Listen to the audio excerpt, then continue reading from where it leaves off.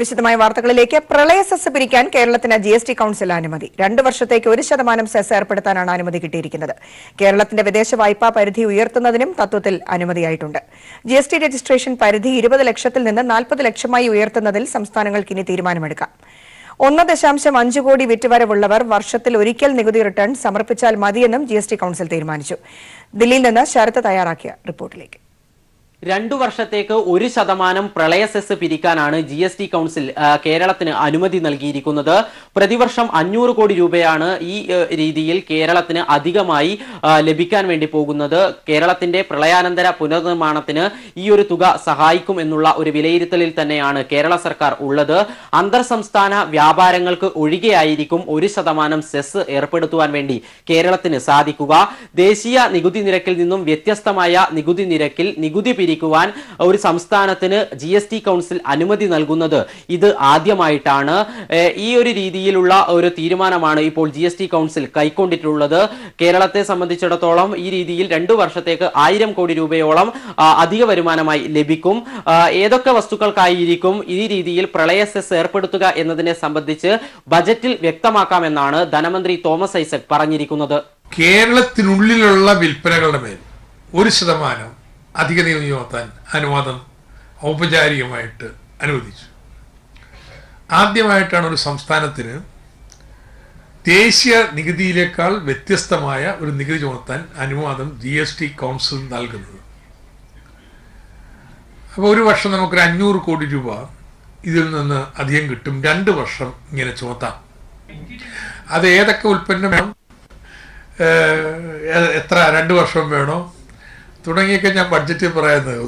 Lottery GST പരിധി 12% നിന്നും 28% കേന്ദ്ര സർക്കാർ ആലോചിച്ചിരുന്നു. ഇത് കേരളത്തിന്റെ ശക്തമായ എതിർപ്പിനെ തുടർന്ന് മന്ത്രിതല ഉപസമിതിക്ക് ഈ തീരുമാനം പരിശോധിക്കുന്നതിനായി വിടാനും ഇന്നത്തെ GST കൌൺസിൽ തീരുമാനിച്ചിട്ടുണ്ട്. അതുപോലെ തന്നെ കേരളത്തിന്റെ വിദേശ വായ്പാ പരിധി ഉയർത്തണമെന്നുള്ള ആവശ്യത്തിലും അനുകൂലമായ നിലപാട് തത്വത്തിൽ സ്വീകരിച്ചിട്ടുണ്ട് എന്നാണ് GST കൌൺസിലിന് ശേഷം ധനമന്ത്രി വ്യക്തമാക്കിയിരിക്കുന്നത്. ഇതോടൊപ്പം തന്നെ ചെറുകിട ഇടത്തരം സംരംഭകർക്ക് ഏറെ സഹായകരമാകുന്ന തീരുമാനങ്ങളും ഇന്ന് GST കൌൺസിൽ കൈക്കൊണ്ടിട്ടുണ്ട്. നേരത്തെ GST രജിസ്ട്രേഷൻ പരിധി 20 ലക്ഷമാക്കിയിരുന്നത് 40 ലക്ഷമാക്കി ഉയർത്താൻ വേണ്ടി GST കൌൺസിൽ തയ്യാറായിട്ടുണ്ട്. ഈ തീരുമാനം കൈക്കൊള്ളാൻ ഇനി ഈ വിഷയത്തിലുള്ള അന്തിമ തീരുമാനം കൈക്കൊള്ളാൻ സംസ്ഥാനങ്ങൾക്ക് കൂടിയാണ് അനുമതി ലഭിച്ചിരിക്കുന്നത്. ഇതുകൂടാതെ 50 ലക്ഷം രൂപ വരെ വരുമാനമുള്ള സേവനദാതാക്കളുടെ അനുമാന നികുതി 6% കുറയ്ക്കാനും GST കൌൺസിൽ തീരുമാനിച്ചിട്ടുണ്ടായിരുന്നു. നേരത്തെ ഈ അനുമാന നികുതി 18%. അതുപോലെ തന്നെ മറ്റൊരു പ്രധാനപ്പെട്ട തീരുമാനം 1.5 കോടി രൂപ വരെ വിറ്റുവരവുള്ള ആളുകൾ 3 മാസത്തിൽ ഒരിക്കലായിരുന്നു മുൻപ് നികുതി റിട്ടേൺ സമർപ്പിച്ചിരുന്നത്. എന്നാൽ ഇന്നത്തെ GST കൌൺസിലിന്റെ നിർദ്ദേശപ്രകാരം ഇനി മുതൽ 1.5 കോടി രൂപ വിറ്റുവരവുള്ളവർ വർഷത്തിൽ ഒരിക്കൽ മാത്രം നികുതി റിട്ടേൺ സമർപ്പിച്ചാൽ മതി. ഈ രീതിയിലുള്ള തീരുമാനങ്ങളും ഇന്നത്തെ GST കൌൺസിലിൽ കൈക്കൊള്ളുകയുണ്ടായി. CBIയിൽ കേന്ദ്ര സർക്കാരിന്റെ രാഷ്ട്രീയ കളി വീണ്ടും. അലോക് വർമ്മയെ CBI ഡയറക്ടർ സ്ഥാനത്ത് നിന്ന് മാറ്റി. പ്രധാനമന്ത്രി അധ്യക്ഷനായ സെലക്ഷൻ കമ്മിറ്റി യോഗത്തിലാണ് വർമ്മയെ മാറ്റാൻ തീരുമാനിച്ചത്. ഹരീഷ് ചേരുന്ന വിവരങ്ങളുമായി. 77 ദിവസം നിർബന്ധപൂർവ്വം അവധിയിൽ പ്രവേശിപ്പിച്ച അലോക് കുമാർ വർമ്മയ്ക്ക് ആകെയുണ്ടായിരുന്ന ആശ്വാസം സുപ്രീം കോടതി വിധിയായിരുന്നു. എന്നാൽ സുപ്രീം കോടതി വിധി വന്നതിന്റെ അടിസ്ഥാനത്തിൽ ഇന്നലെ രാവിലെ 10:45 കൂടി തന്നെ അദ്ദേഹം ഔദ്യോഗികമായി തന്നെ ജോലിയിൽ വീണ്ടും പ്രവേശിച്ചു. പക്ഷേ അദ്ദേഹം ജോലിയിൽ പ്രവേശിച്ച് 48 മണിക്കൂർ തികയുന്നതിന് മുമ്പേ തന്നെ അദ്ദേഹത്തെ വീണ്ടും CBIയുടെ തലപ്പത്ത് നിന്ന് മാറ്റിയിരിക്കുകയാണ്. ഇന്ന് വൈകുന്നേരം പ്രധാനമന്ത്രി നരേന്ദ്രമോദിയുടെ വസതിയിൽ ചേർന്ന ഉന്നതതല സമിതി യോഗത്തിൽ വെച്ചാണ് തീരുമാനം കൈക്കൊണ്ടിരിക്കുന്നത്. 4:40 ചേർന്ന യോഗം അവസാനിച്ചത് 7 മണിയോട് കൂടി തന്നെയാണ്.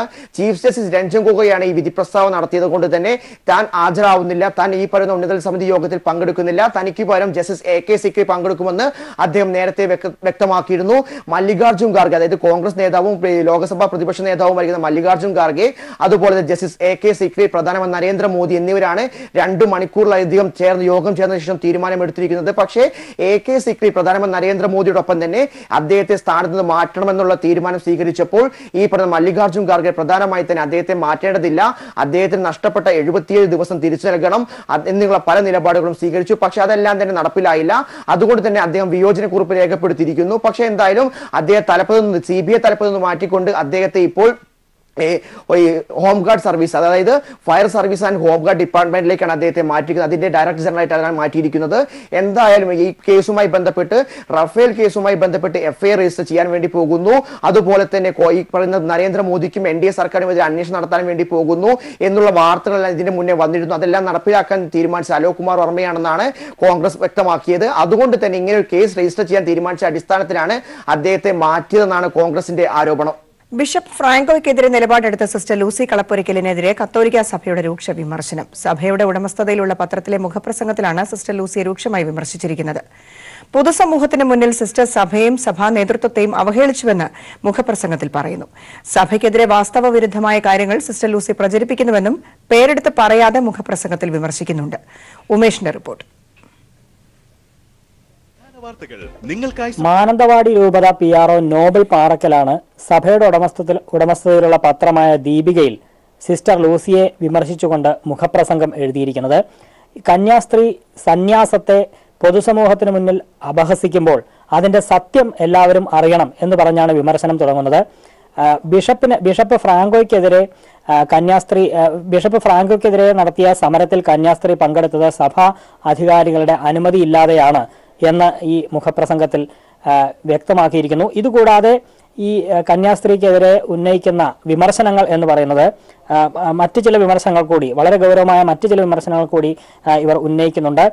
സന്യാസ വസ്ത്രം മാറ്റി ചുരിദാർ ധരിച്ച് വികലമായ ആക്ഷേപം ഉന്നയിച്ച് സ്വന്തം ഫോട്ടോ സമൂഹ മാധ്യമങ്ങളിലൂടെ പ്രചരിപ്പിച്ചു എന്നുള്ളതാണ് മറ്റൊരു ആക്ഷേപം. ഇതുകൂടാതെ പറയുന്നത് അനുവാദമില്ലാതെ കവിതകൾ പ്രസിദ്ധീകരിച്ചു, ഡ്രൈവിംഗ് പഠിക്കുകയും ലൈസൻസ് എടുക്കുകയും ചെയ്തത് സഭയുടെ അനുമതി ഇല്ലാതെയാണ് എന്ന വിമർശനം കൂടി ഉന്നയിക്കുന്നു. ഒപ്പം തന്നെ 2017 മുതലുള്ള ശമ്പളം ഈ കന്യാസ്ത്രീ സന്യാസ സഭയെ ഏൽപ്പിച്ചിട്ടില്ല എന്നതും വലിയൊരു കുറ്റമായി തന്നെയാണ് സഭ കാണുന്നത്. ഇക്കാരണങ്ങൾ കൊണ്ട് തന്നെ തുടർച്ചയായ അച്ചടക്കം ലംഘിച്ചതായി സഭയ്ക്ക് ബോധ്യപ്പെട്ടതിന്റെ അടിസ്ഥാനത്തിലാണ് വിശദീകരണം ചോദിച്ചത് എന്നുള്ളതാണ് ഈ മുഖപ്രസംഗത്തിൽ എഴുതിയിരിക്കുന്ന വിശദീകരണം. നേരത്തെ ഈ സിസ്റ്റർ ലൂസിയോട് നേരിട്ട് ഹാജരായി ഇത് സംബന്ധിച്ച് വിശദീകരണം നൽകാനായി ആവശ്യപ്പെട്ടെങ്കിലും സിസ്റ്റർ ലൂസി അതിന് തയ്യാറായിട്ടില്ല. സിസ്റ്റർ ലൂസിയുടെ നിലപാട് താൻ ഒരിക്കലും അച്ചടക്കം ലംഘിച്ചിട്ടില്ല, ചില പുരോഹിതരുടെ തെറ്റുകൾ മറയ്ക്കാനാണ് തനിക്കെതിരെ ആക്ഷേപം ഉന്നയിക്കുന്നത് എന്നതാണ് സിസ്റ്റർ ലൂസിയുടെ നിലപാട്. ഇതിനിടെ സീറോ മലബാർ സഭയുടെ സിനഡ് കൊച്ചിയിൽ പുരോഗമിക്കുകയാണ്. ആ സിനഡിൽ ഇന്നൊരു പ്രധാനപ്പെട്ട ഒരു തീരുമാനം വന്നത് രൂപതകൾ തോറും പരാതി പരിഹാര സമിതികൾ രൂപീകരിക്കാൻ തീരുമാനിച്ചിട്ടുണ്ട്. സഭയ്ക്കകത്തുനിന്നും പുറത്തുനിന്നുമുള്ള പരാതികൾ പരിഹരിക്കുന്നതിനായാണ് വിശ്വാസികളെ കൂടി അൽമായരെ കൂടി ഉൾപ്പെടുത്തിക്കൊണ്ട് പരാതി പരിഹാര സമിതികൾ രൂപീകരിക്കാനായി തീരുമാനിച്ചിട്ടുള്ളത്. അത്തരത്തിലൊരു തീരുമാനമാണ് ഇന്ന് ഈ സിനഡിൽ വന്നത്. തിരികെ വാർത്തകളിലേക്ക്. ശബരിമല വിഷയത്തിൽ സ്ത്രീകൾക്കെതിരെ കൊലവിളി പ്രസംഗം നടത്തിയ കൊല്ലം തുളസിയുടെ മുൻകൂർ ജാമ്യാപേക്ഷ ഹൈക്കോടതി തള്ളി. അന്വേഷണ ഉദ്യോഗസ്ഥന് മുന്നിൽ കീഴടങ്ങണമെന്നും ഉത്തരവിട്ടിട്ടുണ്ട്. കൊല്ലം തുളസിയുടെ മാപ്പപേക്ഷയും കോടതി തള്ളിയിട്ടുണ്ട്. ശബരിമലയിലേക്ക് പോകുന്ന യുവതികളെ രണ്ടായി വലിച്ചു കീറി ഒരു ഭാഗം ദില്ലിക്കും ഒരു ഭാഗം പിണറായി വിജയന്റെ മുറിയിലേക്ക് എറിഞ്ഞു കൊടുക്കണമെന്നായിരുന്നു കൊല്ലം തുളസിയുടെ പ്രസംഗം കലാപത്തിനുള്ള ആഹ്വാനമാണെന്ന് ഹൈക്കോടതി വിലയിരുത്തി. കൊച്ചിയിൽ നിന്ന് സാലി ചേരുന്നു വിവരങ്ങളുമായി. മുൻകൂർ ജാമ്യാപേക്ഷ തള്ളിക്കൊണ്ട് കൊല്ലം തുളസിക്കെതിരെ അതിനിശിതമായ വിമർശനമാണ് ഹൈക്കോടതി നടത്തിയത്. കൊല്ലം തുളസിയുടെ പ്രസംഗം ഒരു കാരണവശാലും അംഗീകരിക്കാനാവില്ല എന്ന് കോടതി വ്യക്തമാക്കി. സുപ്രീം കോടതി വിധിക്ക് എതിരാണത്, മാത്രമല്ല നാട്ടിൽ കലാപമുണ്ടാക്കാനുള്ള ആഹ്വാനമാണത് എന്നും കോടതി വിലയിരുത്തി. ഇതൊരു രാഷ്ട്രീയ പ്രസംഗമായി കാണാനാവില്ല, അതുകൊണ്ട് തന്നെ പൊതുജനങ്ങൾക്ക് തെറ്റായൊരു സന്ദേശം നൽകുന്നതാണ് കൊല്ലം തുളസിയുടെ പ്രസംഗം. അതുകൊണ്ട് തന്നെ മുൻകൂർ ജാമ്യം അനുവദിക്കാനാവില്ല എന്ന് കോടതി വ്യക്തമാക്കുകയും ചെയ്തു. അന്വേഷണ സംഘത്തിന് മുമ്പാകെ ഹാജരാവാനാണ് കോടതി നൽകിയിരിക്കുന്ന നിർദ്ദേശം. മാത്രമല്ല കൊല്ലം തുളസി ഒരു മാപ്പപേക്ഷ എഴുതി നൽകിയിരുന്നു, അത് കോടതി തള്ളുകയും ചെയ്തു. കഴിഞ്ഞ ഒക്ടോബർ 12-നാണ് വിവാദ പ്രസംഗം കൊല്ലം തുളസിയുടെ ഭാഗത്തുനിന്നുണ്ടായത്. കൊല്ലം ചവറയിൽ വിശ്വാസ സംരക്ഷണ ജാഥ എന്ന പേരിൽ ഒരു പ്രതിഷേധ പരിപാടി സംഘടിപ്പിച്ചിട്ട് അവിടെയാണ് കൊല്ലം തുളസി ഇത്തരത്തിലൊരു പ്രസംഗം നടത്തിയത്. അദ്ദേഹം പറഞ്ഞത് ഇങ്ങനെയാണ്: ഈ ശബരിമലയിൽ എത്തുന്ന യുവതികളെ 2 ഭാഗമായി വലിച്ചു കീറണം, അതിൽ ഒരു ഭാഗം ദില്ലിക്ക് അയച്ചു കൊടുക്കണം, ഒരു ഭാഗം പിണറായി വിജയന്റെ ഓഫീസിലേക്ക് എറിഞ്ഞു കൊടുക്കണം. ഒപ്പം തന്നെ ദില്ലിയിലിരിക്കുന്ന ഏമാന്മാർ ശുംഭന്മാർ മനസ്സിലാക്കട്ടെ കേരളത്തിന്റെ വികാരം എന്താണ് എന്നുള്ളതും ഈ ജഡ്ജിമാരെ നേരിട്ട് പരാമർശിക്കാതെ അദ്ദേഹം അധിക്ഷേപിക്കുന്ന തരത്തിൽ പ്രസംഗിക്കുകയും ചെയ്തു. ഇതാണ് കേസായത്. ഡിവൈഎഫ്ഐയുടെ ചവറ ബ്ലോക്ക് കമ്മിറ്റി ഇതിനെതിരെ പോലീസിൽ പരാതി നൽകി. പോലീസ് വിവിധ വകുപ്പുകൾ ഇട്ട് കേസെടുത്തു. സ്ത്രീത്വത്തെ അപമാനിക്കുക തുടങ്ങിയ വകുപ്പുകളിട്ടാണ് കേസെടുത്തത്. ഇതിന്റെ ഭാഗമായി അദ്ദേഹത്തിനെതിരെ നടപടികൾ ആരംഭിച്ചപ്പോഴാണ് കൊല്ലം ഡിസ്ട്രിക്ട് സെഷൻസ് കോടതിയിൽ കൊല്ലം തുളസി മുൻകൂർ ജാമ്യ ഹർജിയുമായി ചെന്നത്. അപ്പോൾ കോടതി അത് തള്ളി, സെഷൻസ് കോടതി തള്ളുകയും ചെയ്തു. ഇതിനെ തുടർന്നാണ് ഹൈക്കോടതിയെ സമീപിച്ചത്. ഇപ്പോൾ ഹൈക്കോടതിയും മുൻകൂർ ജാമ്യ ഹർജി തള്ളിയിരിക്കുന്നു. ഇനി അന്വേഷണ സംഘത്തിന് മുമ്പാകെ കീഴടങ്ങുകയും നിയമവഴിക്ക് കീഴടങ്ങുകയും മാത്രമാണ് ഇദ്ദേഹത്തിനുള്ള പോംവഴി. ഇനി തുടർ നടപടികൾ സ്വീകരിക്കേണ്ടത് എന്താണെന്ന് തീരുമാനിക്കേണ്ടതും അന്വേഷണ സംഘമാണ്. സുപ്രീം കോടതി ഉത്തരവ് വരുന്നതിന് മുൻപ് തന്നെ നിരവധി യുവതികൾ ശബരിമലയിൽ അയ്യപ്പ ദർശനം നടത്തിയിട്ടുണ്ടെന്ന് വിശ്വാസി തന്നെ വെളിപ്പെടുത്തി. അതേസമയം മഞ്ജു ഇന്നലെ രാവിലെ 7:15 അയ്യപ്പ ദർശനം നടത്തിയെന്ന് സ്പെഷ്യൽ ബ്രാഞ്ച് റിപ്പോർട്ട് നൽകി. ഹൈക്കോടതി നിയോഗിച്ച നിരീക്ഷക സംഘം മകരവിളക്ക് ഉത്സവത്തിന്റെ ഒരുക്കങ്ങൾ വിലയിരുത്തിയെന്ന് പമ്പയിൽ നിന്ന് രാജ്കുമാർ ചേരുകയാണ് വിവരങ്ങളുമായി. സുപ്രീം കോടതി വിധി വരുന്നതിന് മുമ്പ് എല്ലാ മാസവും 1-ാം തീയതി നിരവധി യുവതികൾ അയ്യപ്പ ദർശനം നടത്തിയിട്ടുണ്ടെന്ന് ശബരിമലയിൽ എത്തിയ ഒരു വിശ്വാസി വെളിപ്പെടുത്തിയത് സാധാരണ വിശ്വാസികളെ സംബന്ധിച്ച് ആശ്ചര്യം ഉണ്ടാക്കുന്ന കാര്യമാണ്. അതേസമയം ഇതൊരു സാധാരണ സംഭവമാണെന്നും ഹർത്താൽ പോലെയുള്ള അക്രമ സംഭവങ്ങൾ കൊണ്ടല്ല ഇത് നേരിടേണ്ടതെന്നും അത് വിശ്വാസികൾക്കാണ് കൂടുതൽ മുറിവേൽക്കുന്നതെന്നും അദ്ദേഹം പറഞ്ഞു. ഏതെങ്കിലും സ്ത്രീ കയറിയത് കൊണ്ട് മാത്രം തന്റെ വിശ്വാസം തകരില്ല. തന്റെ വെളിപ്പുറത്ത് അയ്യപ്പൻ ഉള്ളിടത്തോളം കാലം താൻ ഈ വിശ്വാസം പിന്തുടരുമെന്നും അയ്യപ്പ വിശ്വാസികൾ തന്നെ ചൂണ്ടിക്കാണിക്കുകയും ചെയ്തു. അതേസമയം ഇന്ന് മഞ്ജുവിന്റെ ഇന്നലെ കഴിഞ്ഞ മഞ്ജു ശബരിമല ദർശനം നടത്തിയത് അത് പോലീസ് അനൌദ്യോഗികമായി സ്ഥിരീകരിച്ചിട്ടുണ്ട്. സ്പെഷ്യൽ ബ്രാഞ്ച് ഇത് സ്ഥിരീകരിച്ച് റിപ്പോർട്ടും നൽകിയിട്ടുണ്ട്. 7:15 മഞ്ജു ശബരിമല ദർശനം നടത്തിയത്. ശ്രീകോവിലിന് മുന്നിലുള്ളതിന്റെ ദൃശ്യങ്ങൾ CCTV വഴിയുള്ള ദൃശ്യങ്ങൾ പോലീസിന് ലഭിച്ചിട്ടുണ്ട്. അതേസമയം ഔദ്യോഗികമായിട്ടുള്ള ഒരു സ്ഥിരീകരണത്തിന് പോലീസ് തയ്യാറായതുമില്ല. ഹൈക്കോടതി നിയോഗിച്ച 3-അംഗ നിരീക്ഷക സമിതി ജസ്റ്റിസുമാരായ PR രാമൻ, സിരിജകൻ, DGP ഹേമചന്ദ്രൻ എന്നിവരുൾപ്പെടുന്ന സമിതി ഇന്ന് നിലയ്ക്കലിൽ യോഗം ചേർന്നു. അവിടെ അവലോകന യോഗമാണ് ചേർന്നത്. മകരവിളക്ക് ഉത്സവവുമായി ബന്ധപ്പെട്ട് നടത്തിയിട്ടുള്ള ഒരുക്കങ്ങളും മറ്റ് സൗകര്യങ്ങളുമാണ് അവർ വിലയിരുത്തിയത്.